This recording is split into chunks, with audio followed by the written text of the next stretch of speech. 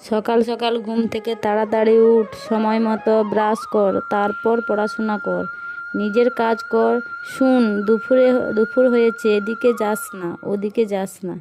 সমস্ত কথা বলার মতো মানুষ যদি আমাদের জীবনে কেউ থাকে তাহলে হচ্ছে সে আমার মা।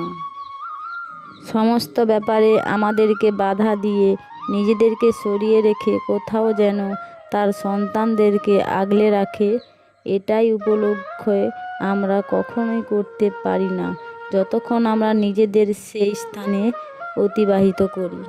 বিয়ের আগে মায়ের বলা কথাগুলো আমাদের বিরক্তকর লাগতো। তাড়াতাড়ি উঠ, সময় মতো খেয়ে নাও, এটা করো না, ওটা করো না, এদিকে যেও না, কোথায় কোথায় এত কান্না করো না তো। আমরা ভাবতাম মা সব ব্যাপারে এত কেন বাধা দেয়, কিন্তু বিয়ের পর যখন কারোর না ডাকে ঘুম থেকে বসতে হয়, হাজার অসুস্থ থাকলেও চুপচাপ মুখ বন্ধ করে প্রত্যেকটি মানুষের জন্য রান্না করে হাসি ফোটাতে হয়, তখন যেন সেই মাকে ভীষণ রকম মনে করি। আর এটা তখনই সম্ভব জানেন, যখন আমরা অন্যের বাড়িতে চলে আসি। সত্যি বলতে গেলে মাকে পাশে পেয়ে মার মর্ম দেওয়ার মতন বা বাবা মাকে পাশে পেয়ে ভালোবাসার মতন ভাগ্য সবার হয় না। ঠিক তেমনি তাদের সঙ্গে জুড়ে থাকার সৌভাগ্য কোনো মেয়েরই হয় না। যখন মন খারাপ হলেও কেউ একটা বারের জন্য জিজ্ঞেস করে না, কি হয়েছে, তুই ঠিক আছিস তো?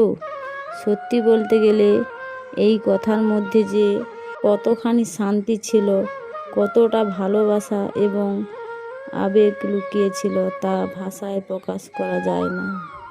তখন একটা জিনিস আমরা উপলব্ধি করতে পারিনি জানেন, তা হচ্ছে মায়ের ভালোবাসার সীমাটা।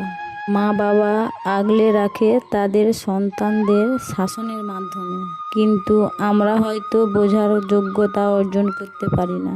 আমরা যখন আমার সন্তানকে বকাঝকা করি, আমার সন্তানরাই ভাবে আমার মা প্রচণ্ড খারাপ, কিন্তু আমাদেরকেও একদিন আমার মা এরকম শাসন করেছিলেন, তখন আমরাও ভেবেছিলাম যে আমার মা খারাপ। এখন বুঝতে পেরেছি যেদিন থেকে আমরা মা হয়েছি যে মায়ের শাসনটা কতটা দরকার। যেখানে মায়ের বাবার শাসন থাকে সেখানে ভালোবাসাও লুকিয়ে থাকে। ঠিক বললাম তো বন্ধুরা? এদিকে দেখো, আমাদের সকালের কাজকর্ম সব সেরে আলুটা ভেজে নিয়েছি, ছেলেকে খাইয়ে দিয়েছি, আর আমাদের জন্য দেখো আজকে পান্তা।